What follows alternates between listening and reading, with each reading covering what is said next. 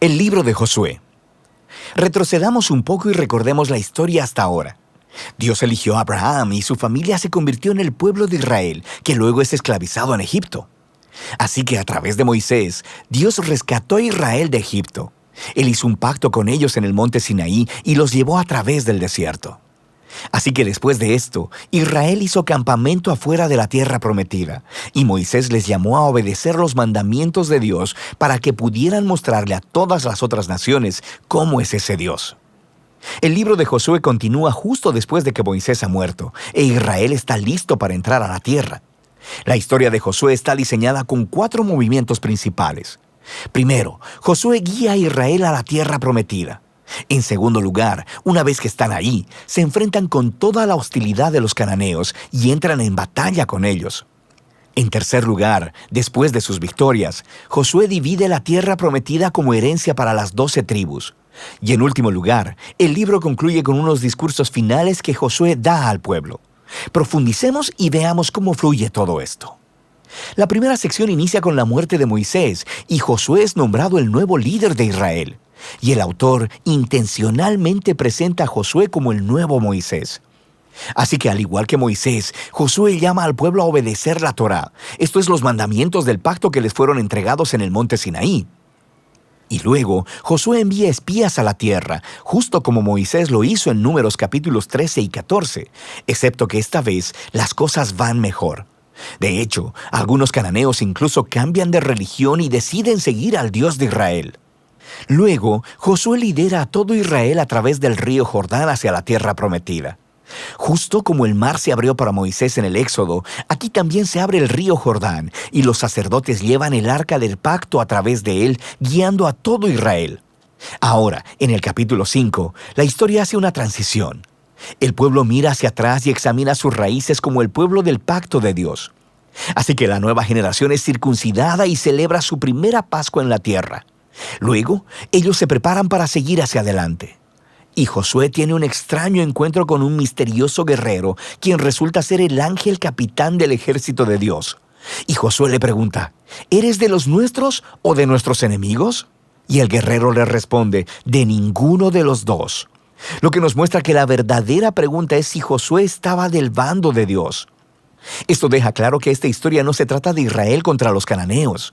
Más bien, esta es la batalla de Dios contra los cananeos, en la cual Israel va a jugar el rol de espectador o en ocasiones de participantes en el plan de Dios, lo que nos lleva a la siguiente sección. Encontramos historias acerca de todos estos conflictos que Israel tuvo con diferentes grupos cananeos, y la primera parte cuenta en detalle la historia de 2 batallas.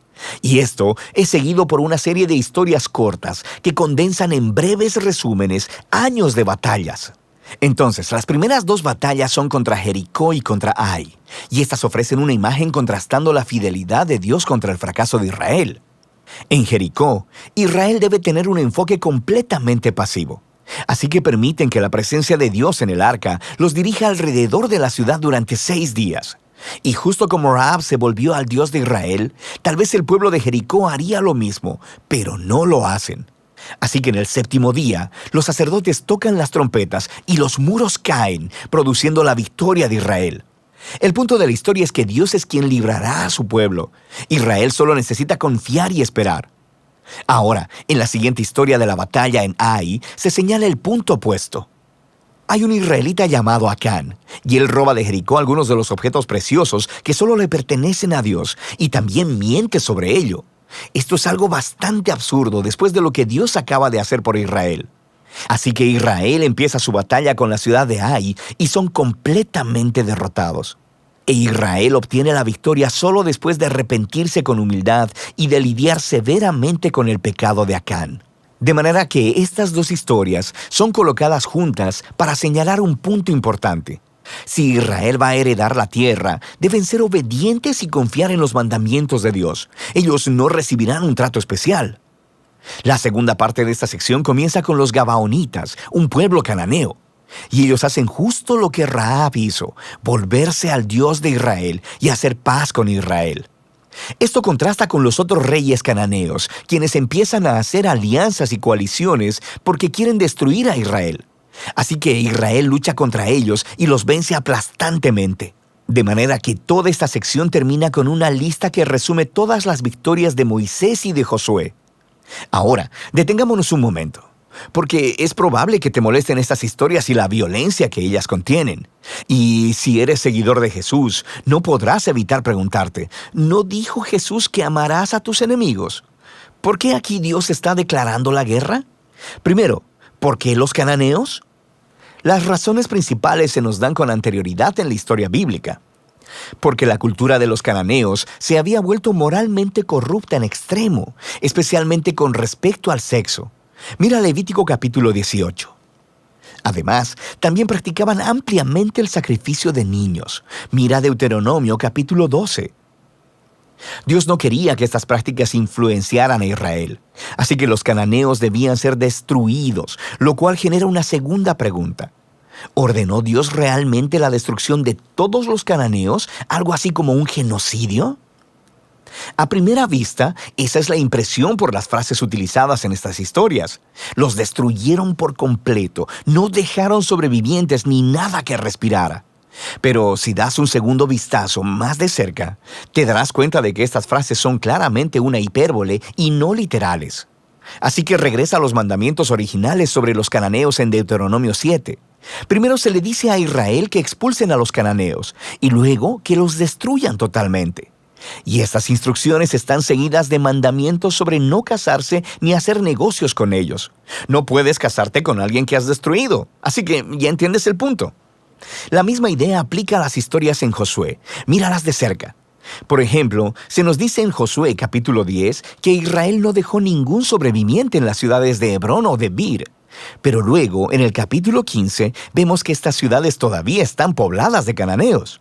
Así que lo que vemos es que la narrativa de Josué cuadra bien con otros registros antiguos de batallas al utilizar lenguaje hiperbólico y no literal como parte de su estilo narrativo. De manera que la palabra genocidio no encaja con lo que vemos aquí, especialmente a la luz de las historias de los cananeos que sí aceptaron al Dios de Israel, como Rahab o los Gabaonitas. Dios estaba abierto a aquellos que se volvieran a Él. Una última cosa que debemos considerar es que estas historias marcan un momento único en la historia de Israel. Estas batallas estaban limitadas a un puñado de pueblos viviendo en la tierra de Canaán. Con todas las demás naciones, Israel estaba llamado por Dios a buscar la paz. Mira Deuteronomio capítulo 20. Así que el propósito de estas historias de batalla nunca es decirle al lector que vaya a ejercer violencia en el nombre de Dios. Más bien, estas historias muestran a Dios llevando su justicia sobre la maldad humana en un momento especial de la historia y de cómo Él libró a Israel de ser aniquilado por los cananeos. Ahora, regresemos al diseño del libro.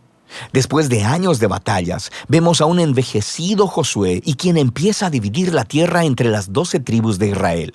Y la mayor parte de esta sección es una lista de fronteras. Y seamos honestos, es un poco aburrida. Es como leer un mapa que no tiene imágenes. Pero para los israelitas, estas listas eran muy importantes. Este era el cumplimiento de las antiguas promesas de Dios a Abraham, de que sus descendientes heredarían la tierra prometida. Así que ahora todo estaba sucediendo hasta el mínimo detalle, lo que nos lleva a la sección final. Josué da 2 discursos al pueblo. Son muy similares a los discursos finales de Moisés en Deuteronomio.